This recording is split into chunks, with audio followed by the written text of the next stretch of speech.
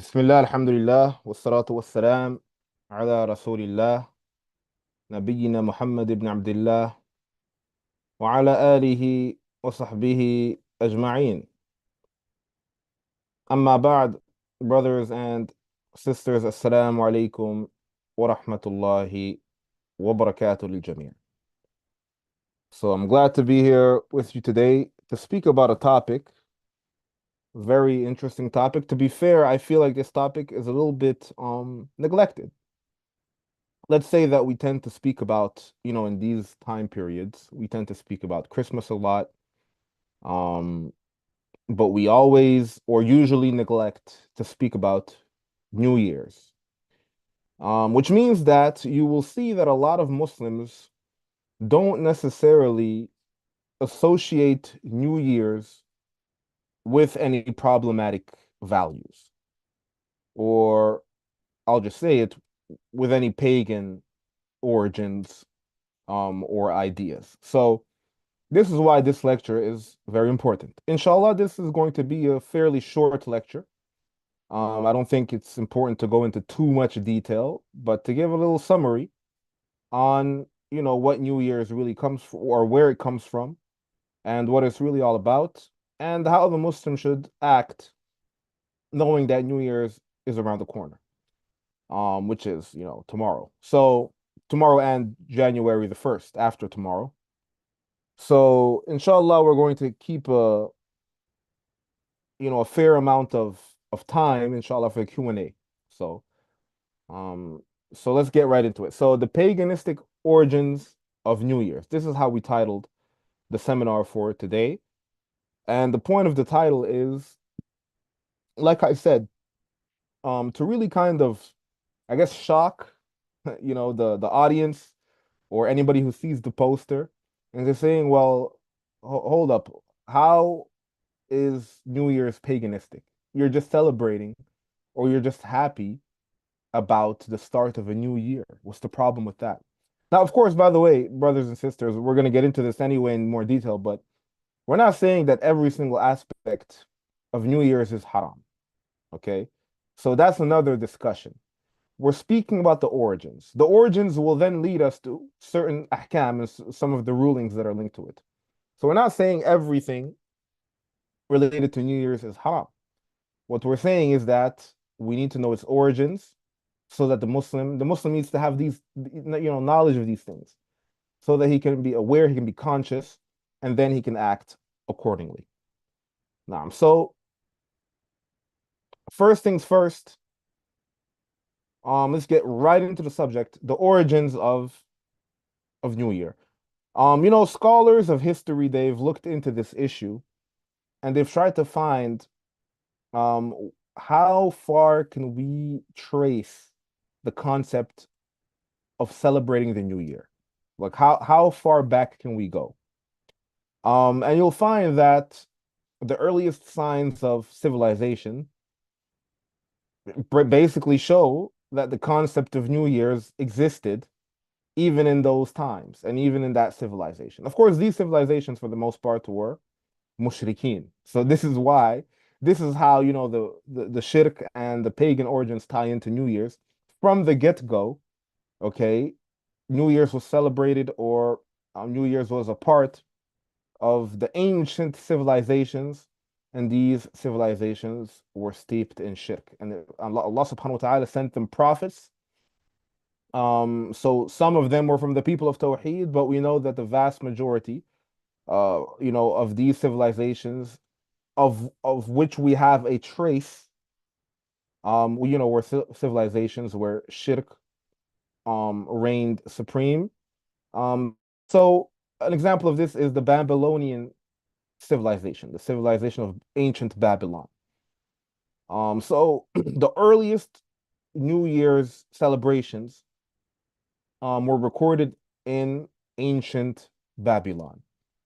Of course, the dates were not necessarily the same.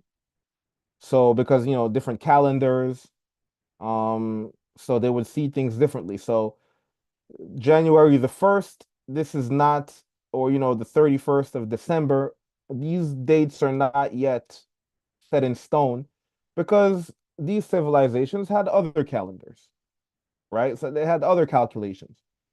So for example, for the Babylonians, as we can see here, okay, um, they celebrated their new year in late March, as you can see here. Now, of course, this celebration was accompanied by what? As usual, with shirk. They marked the occasion here. So this is from, history.com, with a massive religious festival called Akitu. Okay. And of course, Akitu is linked to the Babylonian sky god Marduk, and other gods and goddesses, quote unquote, from those civilizations. Um, Now, of course, this is how it started, and this was part of their culture. And from what we know of Mesopotamia and ancient Babylon, this was, the civilizations of some of the prophets, Ibrahim alayhi salam, and so on. Like we know what they're all about. And what happened is the concept of New Year's let you continued on in the great civilizations that followed, most notably the Roman civilization that we're going to look at more closely, inshallah. The New Year, a Roman festival. Here I have some studies that look at the role of the New Year um, in the Roman era. Okay. Now, I would like to say, I'll come back here really quickly. If you see here, and we're going to get to this again, if you see down here in the history.com article, it mentions that the Roman calendar was updated with the Emperor Julius, or in the time of the Emperor or dictator Julius Caesar. Okay. And this is called the Julian calendar, and this is where December 31st and January come in. And this is how it ties into our Western civilization that we see today more broadly. So if we look here, some of these studies, so this is a study by Jacob Latham, and what he points out is that New Year was originally a pagan festival in Rome, which over time became a Christian festival, pretty much. And this is the theory he is advancing. And you'll see, brothers and sisters, I think when you look at the Christmas seminar that we had, we can kind of come to the same conclusions. Most celebrations, if not all, that we have today have a link in Roman or Greek civilization. I mean, most celebrations that we have in the West. Okay, so we're speaking right now in terms of the West. Most of these can be traced back to Roman, Greek, but usually Roman celebrations. Why? Because our civilization in the West is mainly based in the Roman civilization. No matter how much we try to, get away from this or deny this, this is a big part of the origins of the Western civilization, which was then transcribed into the Christian civilization because the Romans became Christian, right? The Romans became Christian, as probably many of you know, with the conversion of the Emperor Constantine. So that's neither here nor there. That's another topic. But look at what he says here, Jacob Latham. He says reinvention, not survival. Okay, better captures the chasm between the two, meaning between pagan and Christian. Um, and he says, likewise, pagan misconstrues the late antique celebration, which may have offered an increasingly rare opportunity to be pagan in public. Meaning that basically Christian converts, many of them, just continued a lot of their Roman traditions. Then he said, still Christians also exchanged New Year's gifts and even masqueraded as traditional gods.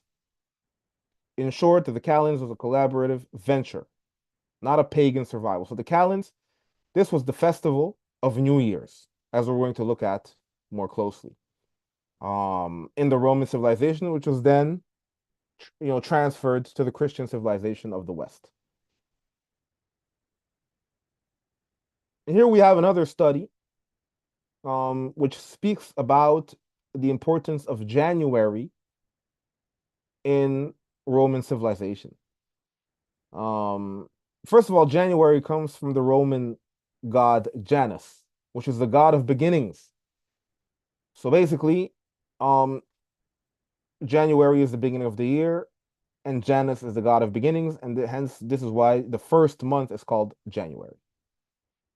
Um, we also can see here that a lot of the feasts and festivals in January were to mark the beginning of the new year, and they were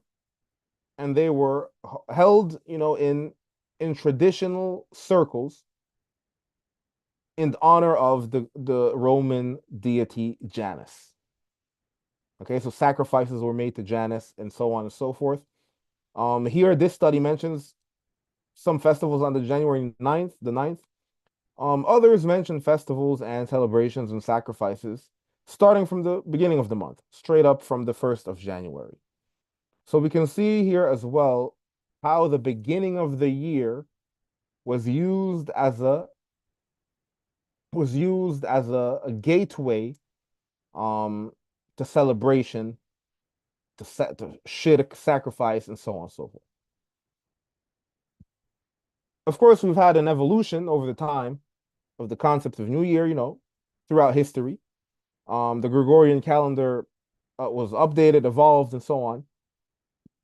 And it was under Pope Gregory the 12th that the New Year was firmly positioned on January the 1st, because before it wasn't really clear. Okay. Before, sometimes it was January the 1st, as we saw earlier, some certain celebrations were mentioned for January the 9th. We understand that there were celebrations on or in the days of January in the Roman tradition in order to commemorate the beginning of the year and to sacrifice to the god Janus. Now, so this article in the Times uh, mentions how, this evolved into what we know of New Year's today.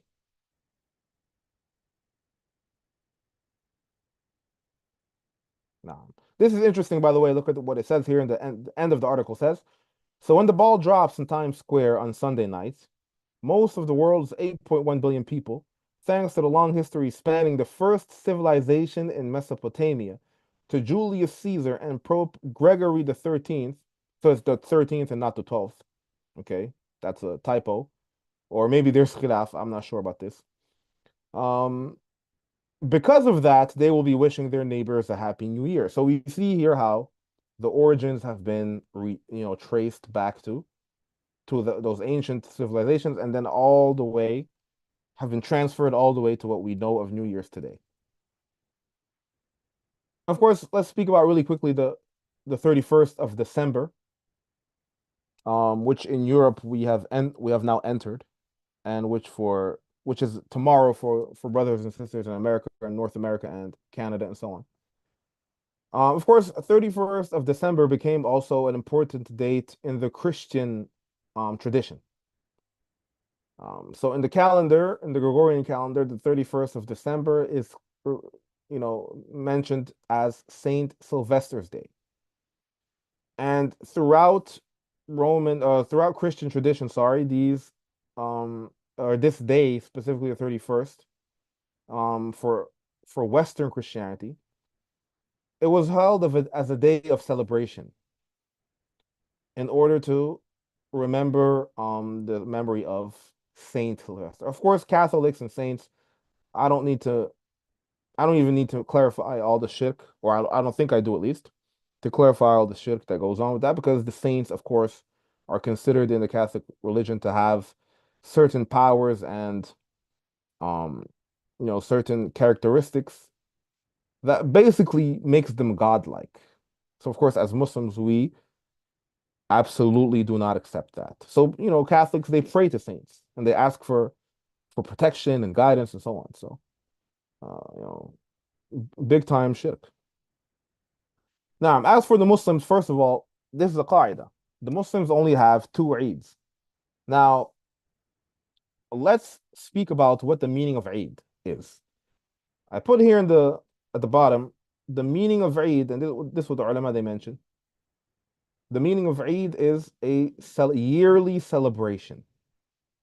So I want this qaida to be clear, brothers and sisters. Okay. The qaida is we're not saying that the Muslims can only celebrate twice a year. The Muslims can celebrate for different reasons. Okay. Bear with me. Bear with me on this so that this is clear. I might celebrate in a few days because such and such thing happened that made me happy.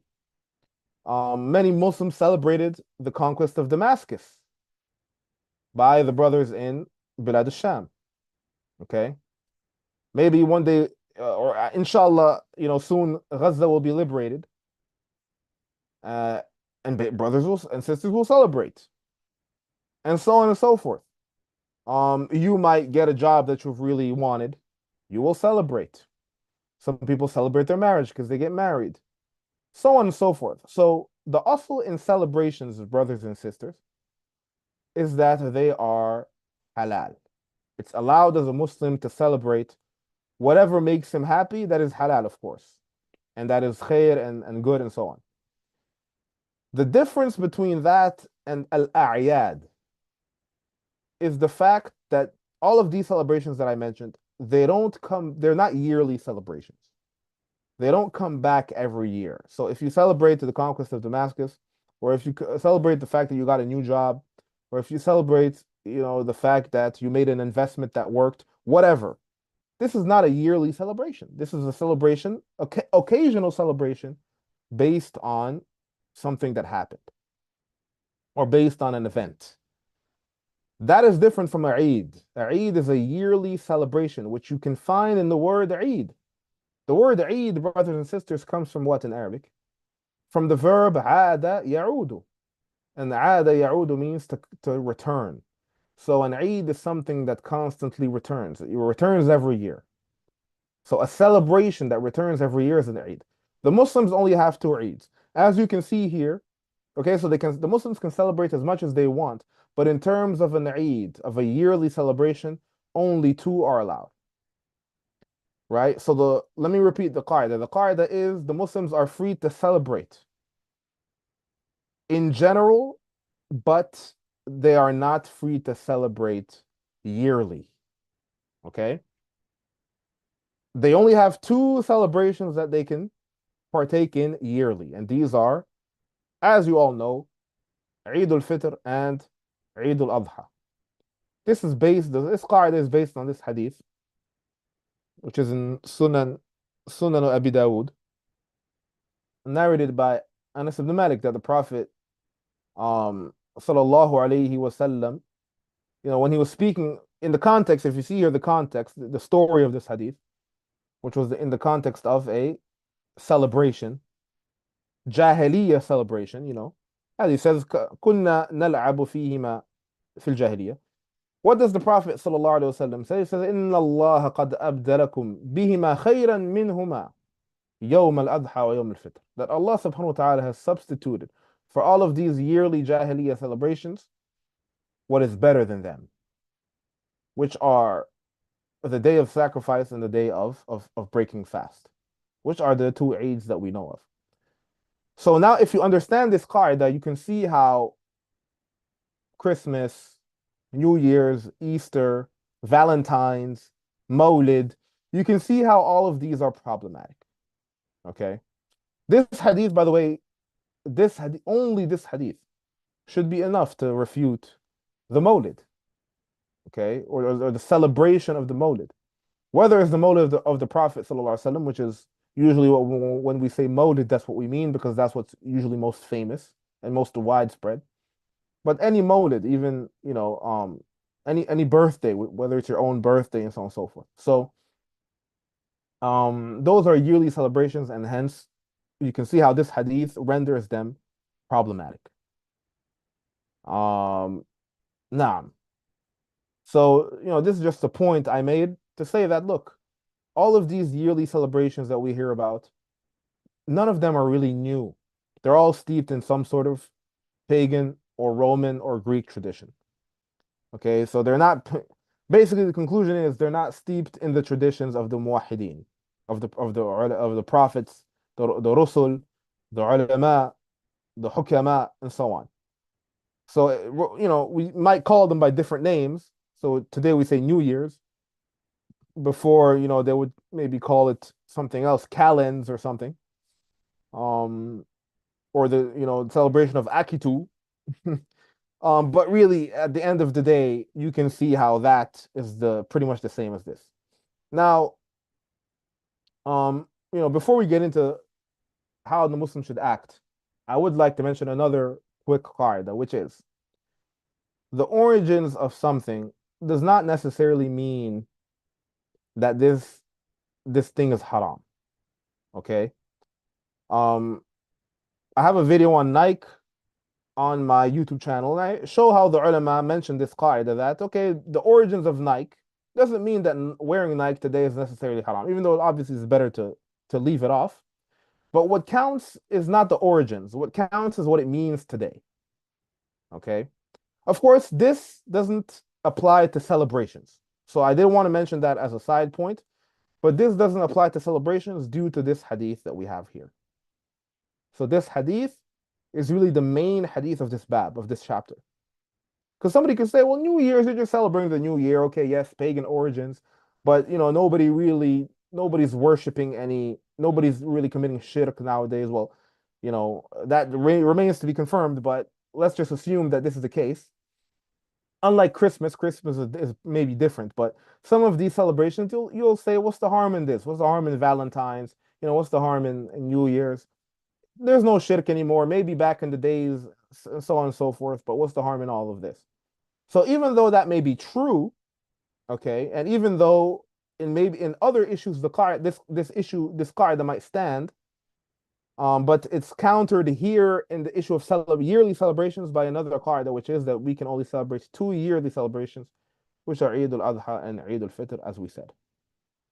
Now, so I hope that's clear, bi'idhnillahi ta'ala. So of course, how should the Muslim act? The Muslim here in these situations should beware of not resembling the people of the book or the kuffar in general. Now, what does that mean? Before we get into what that means, we have this famous hadith of the Prophet sallallahu alaihi wasallam where he says, "Man tashabbaha biqawmin fahuwa minhum." Very, very famous hadith. Prophet sallallahu alaihi wasallam says, "Whoever imitates a people, then he is from them."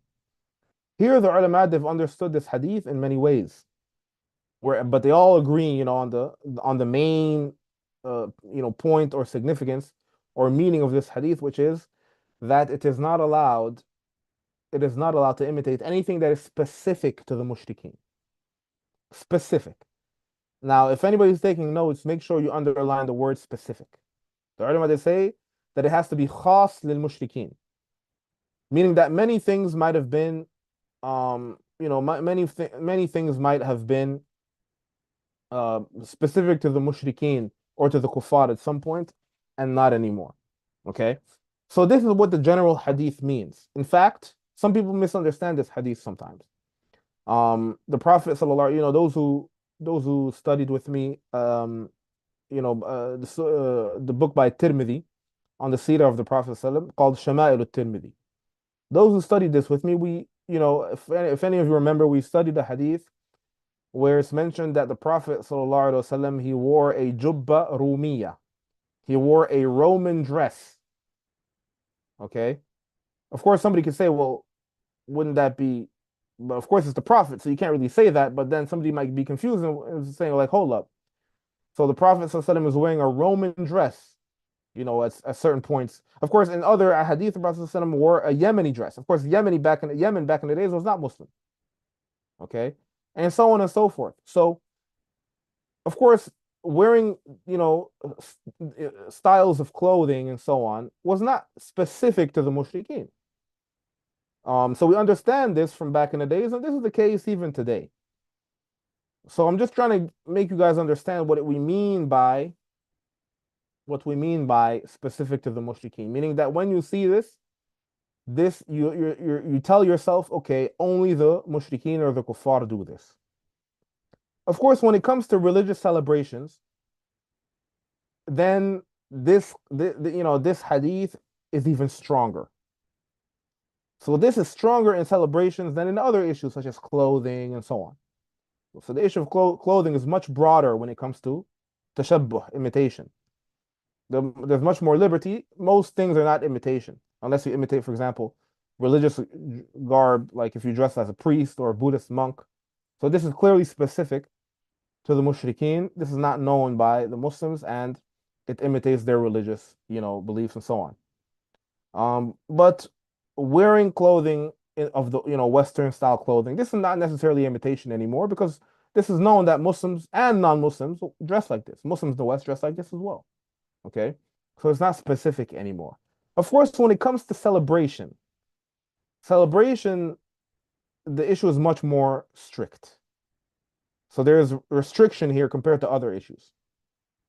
Because now, when you're imitating a celebration, you're generally imitating something that has been specific and is specific to the mushrikeen because we have our own yearly celebrations. Again, it goes back to the hadith. Okay. Um, so this is why it's very important to be aware and conscious in these times, not to imitate the mushrikeen in their celebrations, whether that be Christmas, whether that be New Year's, and so on. So what do we mean by imitate exactly? Here, Imam al-Dhahabi, he has this essay called التمسك بالسنن والتحذير من البدع. So to hold on to the sunnah and stay away from the innovations. And here in Imam al-Dhahabi, this is mentioned in one of the old books of the Jami Islamiyya that gathers a lot of the different rasail and so on from the ulama. So here I gathered the reference. You can see the reference here at the bottom in the cover of the book. Here in Imam al-Dhahabi, he mentions different scenarios where a Muslim might celebrate or be found in a situation where he is imitating the mushrikeen in their religious celebrations or other celebrations. So he says that if a Muslim celebrates it tadayyunan fajahil, that if he does this religiously, then he is a jahil. This is an act of jahl, of ignorance, and he has to be rebuked and taught. So he's assuming here that a Muslim would never engage in any of these celebrations religiously unless he's jahil, right? This is the assumption out of his husn al-dhan, out of his good suspicion or positive view of Muslims. Then he says if he does this out of love for ahlul dhimma, يعني إن فعلها حبا لأهل الذمة, يعني if he does this out of love for the people of the book, then of course this as well, يعني if he's happy because of their celebrations and expresses joy, then he says this is also sinful. This is blameworthy. هذا مذموم, he says. And then some people, he says, might be doing it out of tradition or to do it for fun or maybe to please his children. And he says هذا فيه نظر.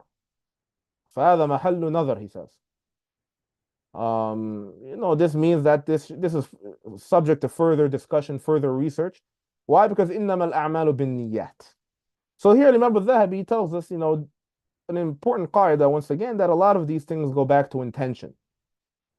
Why are you at the fireworks? Did you happen to be there, or are you there because you want to join in the celebration of New Year? Okay. Then he also mentions, that's an example. Then he also indicates here that, the niyyah can also basically tell us the level of sin or not. Some people who join in these celebrations who are Muslims, they might be more sinful than others. So some might be very sinful, possibly even outside the fold of Islam if they do it religiously, right? So there's different situations. Some might be doing it to have fun or not religiously, basically for different reasons. And this is less problematic, but it's still considered but it's still considered something to be avoided. Okay. Some people do it because they want to, show the Christians and Jews that they're with them or something, or that they support them or whatever. You do have some of these mentalities that exist in the West and even, in Muslim countries. And again, this is sinful.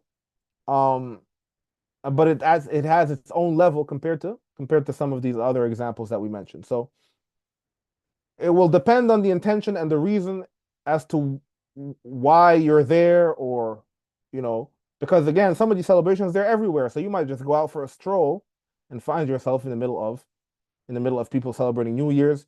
So once again, this does not necessarily mean that you are imitating يعني the mushrikeen. um, a lot of it will go back to intention. And this intention will tell us what is the level of sin if you intended to engage in these celebrations in one way or another. So I think this was a interesting um point raised by Imam al-Dhahabi in getting into some of the details that we have in terms of possible scenarios of how people or Muslims can find themselves in these types of celebrations. I wanted to share with you guys as well the fatwa of Sheikh Salih al-Usaymi, Hafizahullah, who's one of the famous mashayikh. Many people might know him. One of my teachers as well, general mashayikh that we studied under in Medina. So Sheikh Salih al-Usaymi, he has a fatwa on his YouTube channel, or a YouTube channel linked to him, where he mentions the issue of congratulating others for the occasion of New Year, because maybe you won't partake in any celebrations and so on, but what happens if people congratulate you? What do you do? What do you respond? Or do you congratulate people? Should you? Should you not? What's the ruling on all of that? So I invite you to listen to the fatwa for those who know Arabic, who are Arabic speaking. This is a title here you can find on YouTube very easily. I summarize it here very quickly. So basically, he says, and these go back to the qawaid. So many of the qawaid that we've studied, for those who've studied the qawaid fiqh and so on. Many of these qawaid I've studied in university. So these principles, he mentions, the also is that all congratulations are permissible.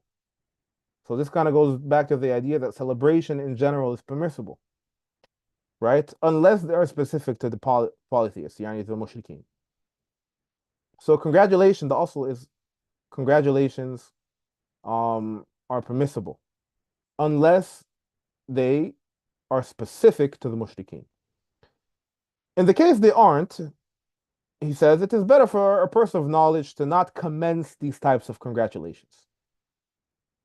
Okay, but if he receives it, so of course here the Shaykh is not necessarily speaking of the New Year in the West. He's speaking of New Year in general. Because of course in Muslim countries people kind of celebrate the New Year as well, the Hijri New Year, starting with Muharram.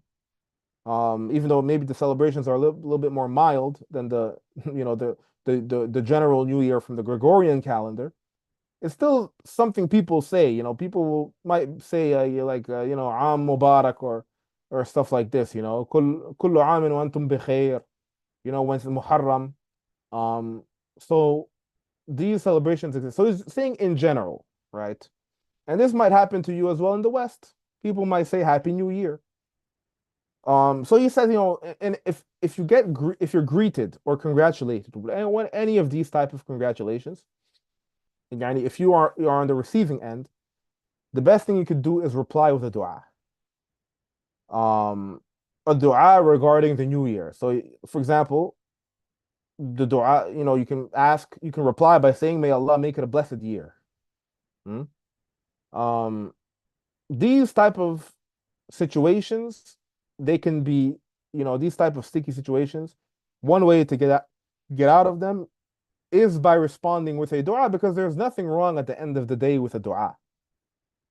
So you don't have to reply by saying Happy New Year's to you too, or stuff like this. You can reply by saying, I ask Allah to make it, or I ask God to make it a blessed year for all of us.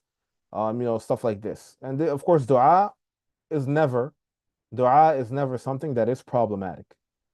Of course, the Shaykh he mentions some conditions to this. He says this shouldn't be accompanied by acts of joy or celebration, because if you do that, then hence you would partake in it as يعني as a yearly celebration, as an Eid.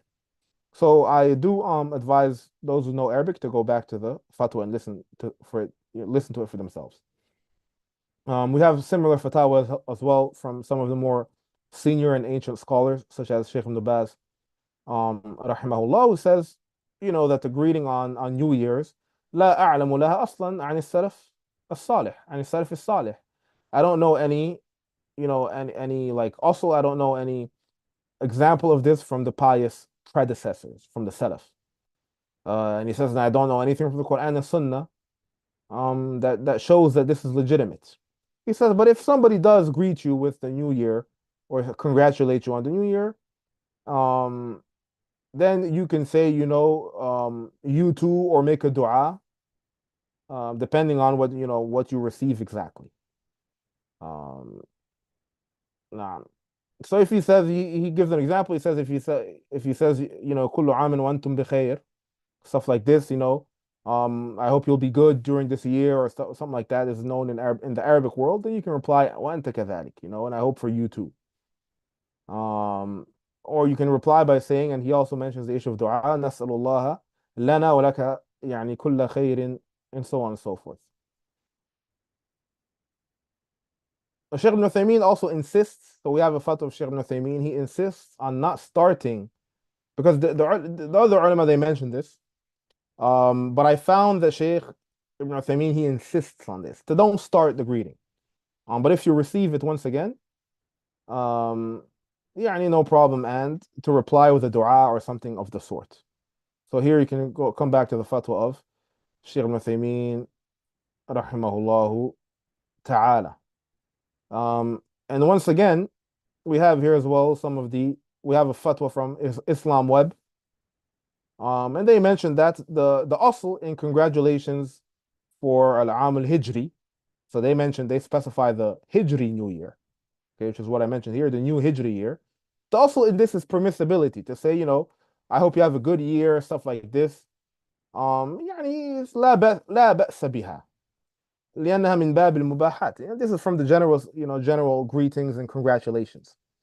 Um, and then the niyyah is the niyyah that will kind of define when this can become a sin or problematic. Um, so this is the general idea when it comes to the Hijri New Year. This is one of the ideas or the concepts. It basically comes down to the also is that it's allowed to greet and congratulate and so on, but the best thing to do, the ulama, they say in general, is to not commence or to not begin. And if you are, if you're on the receiving end, you can reply with a dua, and that's probably the best thing you could do. And Allah subhanahu wa ta'ala knows best. May Allah subhanahu wa ta'ala protect us and grant us knowledge. Ameen ya Rabbil Alameen. I'll open up the floor right now for Q&A for those who have any questions. I think there are some questions in the chat. So I'll have a look at the chat first.